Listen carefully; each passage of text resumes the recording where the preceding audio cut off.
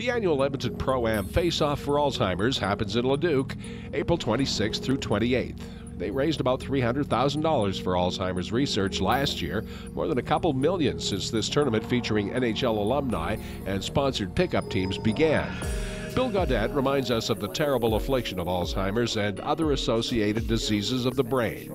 So when you have Alzheimer's, you get what they call plaques and tangles, which are conditions in the brain, and those connections are just not happening. Eventually, it has a physical impact on you, so your physical health will deteriorate. Think of dementia as an umbrella, and under that umbrella, there are many diseases. Alzheimer's is about 2/3 of the space under the umbrella in terms of prevalence, occurrence of the disease. And then you get things like Lewy body disease, Pick's disease, frontal lobe dementia, vascular dementia. There's a whole series of them.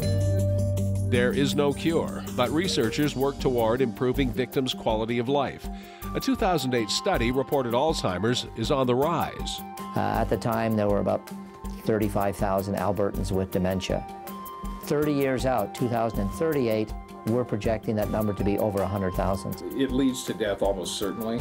Absolutely, yeah. Unfortunately, that is the end point in the course of the disease. It's a different physical conditions, but again, as you said, there is a deterioration of, you can't take care of yourself, you can't feed yourself, so you really just deteriorate physically.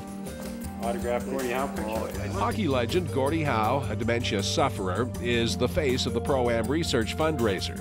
His memory declining. As you get older, the likelihood of developing the disease increases. The flip side of that is just because you're old doesn't mean you will have dementia, but your likelihood increases.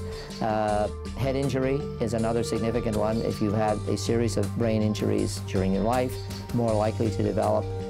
Cardiovascular issues, diabetes is another one. All of those things are risk factors for heightening the likelihood that you'll get the disease. And 3 of 4 Alzheimer's victims are women. And research continues, thanks in part to events like the Pro-Am Face-Off tournament.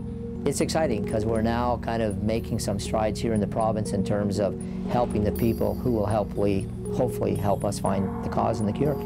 Get involved by logging on to proamforalzheimers.ca. I'm Tim Dancy.